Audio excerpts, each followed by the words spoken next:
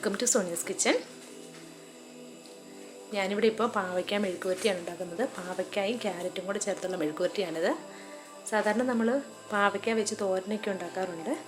അപ്പം അങ്ങനെ അല്ലാതെ ഈ മെഴുക്കുവരട്ടി എങ്ങനെയാണ് ഉണ്ടാക്കുന്നത് നോക്കാം. അതിനായിട്ട് ഒരു വലിയ പാവയ്ക്ക ഇതുപോലെ നീളത്തിൽ കനം കുറച്ച് അരിഞ്ഞത്, അതേ കനത്തിൽ തന്നെ ക്യാരറ്റ്, അതും ഒരു ക്യാരറ്റാണ് ഞാൻ എടുത്തിരിക്കുന്നത്,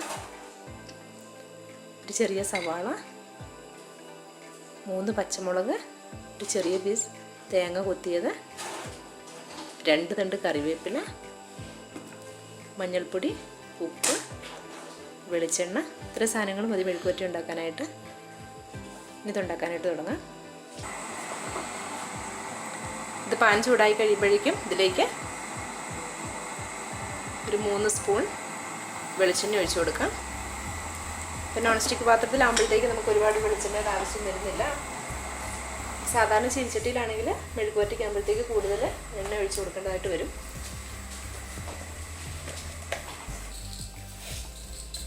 ഇതിലേക്ക് ഒരല്പം കടുകൂടി ഇട്ട് കൊടുക്കാം.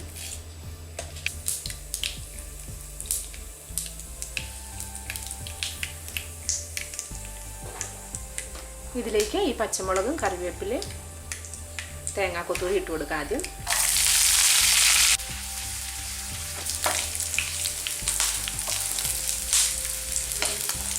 ഇതിലേക്ക് ഈ സവാള കൂടി ചേർത്ത് കൊടുക്കാം.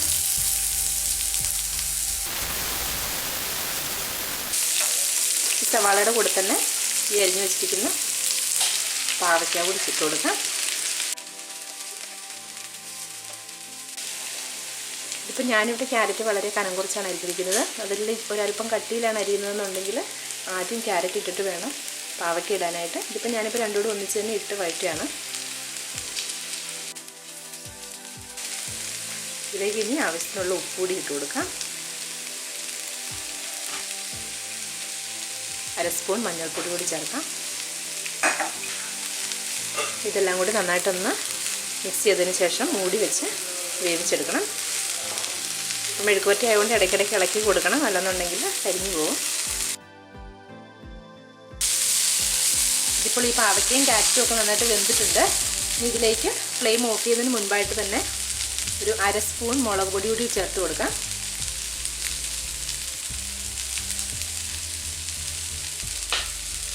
ഇനി ഇതിന് ഒരു 2 മിനിറ്റ് നേരത്തേക്ക് കൂടെ ഒന്നുകൂടി ഇളക്കി ഒന്ന് മൂടി വെച്ച് കൊടുക്കാം.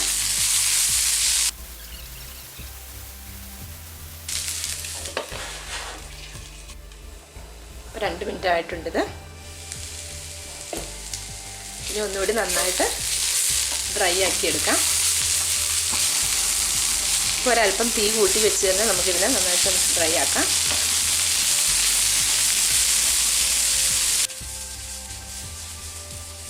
ഇപ്പോൾ പാവയ്ക്ക ക്യാരറ്റ് മെഴുക്കുവരട്ടി തയ്യാറായി കഴിഞ്ഞു. വളരെ ടേസ്റ്റിയാണ്. ഇത് ചൂട് ചോറിൻ്റെ ഒക്കെ കൂടെ കഴിക്കാൻ നല്ല ടേസ്റ്റിയാണ് ഈ കറി. അപ്പോൾ നിങ്ങളും ട്രൈ ചെയ്യുക. നിങ്ങൾക്ക് എൻ്റെ ഈ റെസിപ്പി ഇഷ്ടമായെങ്കിൽ എൻ്റെ ചാനൽ സബ്സ്ക്രൈബ് ചെയ്യണം, അതോടൊപ്പം ലൈക്ക് ചെയ്യണം,